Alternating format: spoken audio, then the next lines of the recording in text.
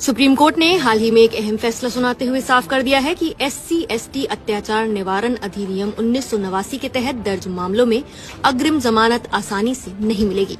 अदालत ने कहा कि ऐसे मामलों में आरोपी को तभी अग्रिम जमानत दी जा सकती है जब प्रथम दृष्टता यानी पहली नजर में ये साबित हो जाए कि आरोपी के खिलाफ कोई मामला बनता ही नहीं है। मतलब अगर FIR और शिकायत को पढ़कर ही साफ हो जाए कि आरोपी ने अनुसूचित जाति या जनजाति समुदाय के खिलाफ कोई हिंसा या जाति सूचक अपमान नहीं किया है, तभी कोर्ट गिरफ्तारी से पहले जमानत पर विचार कर सकती है। ये फैसला CJI BR गवई की अध्यक्षता वाली 3 जजों की बेंच ने दिया, जिसमें जस्टिस K विनोद चंद्रन और जस्टिस NV अंजारिया भी शामिल थे। बेंच ने बॉम्बे हाई कोर्ट के उस आदेश को रद्द कर दिया जिसमें महाराष्ट्र विधानसभा चुनाव से जुड़े एक मामले के आरोपी राजकुमार जीवराज जैन को अग्रिम जमानत दी गई थी।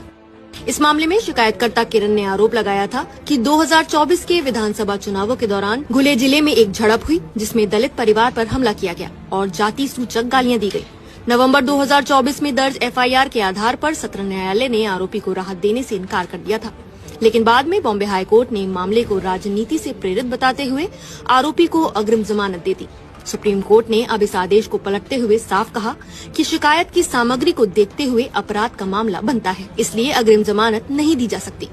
अदालत ने अपने आदेश में SC/ST एक्ट की धारा 18 का भी जिक्र किया।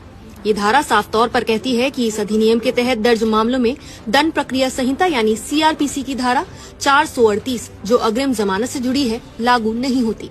यानी सामान्य परिस्थितियों में अगर किसी पर अपराध का आरोप लगे तो वो अग्रिम जमानत के लिए कोर्ट जा सकता है, लेकिन SC/ST एक्ट में ये छूट नहीं है क्योंकि ये कानून खास तौर पर कमजोर वर्गों को सुरक्षा देने के लिए बनाया गया है। सुप्रीम कोर्ट ने ये भी समझाया कि अदालतें इस तरह के मामलों में मिनी ट्रायल नहीं कर सकती। मतलब ये कि कोर्ट सबूतों की गहराई में जाकर ये तय नहीं करेगी कि आरोप सच है या झूठ। अदालत केवल FIR और शुरुआती तथ्यों को देखकर ही तय करेगी कि मामला बनता है या नहीं। अगर FIR से ही ये साबित हो जाता है कि आरोपी पर लगे आरोप बेबुनियाद हैं, तभी अग्रिम जमानत दी जा सकती है। कोर्ट ने अपने आदेश में ये भी कहा कि ये कानून सख्त जरूर है, लेकिन इसकी जरूरत इसलिए है क्योंकि दलित और आदिवासी समुदाय आज भी समाज में कमजोर स्थिति में है। इस एक्ट का उद्देश्य उन्हें अपमान, उत्पीड़न और उनके अधिकारों से वंचित होने से बचाना है।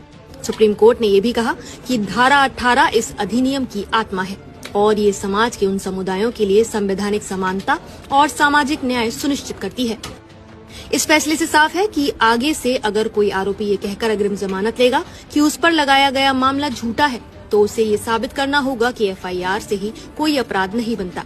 लेकिन अगर पहली नजर में मामला सही दिखता है तो आरोपी को गिरफ्तारी का सामना करना ही पड़ेगा। आपकी इस पूरे मामले में क्या राय है, हमें कमेंट करके जरूर बताएं।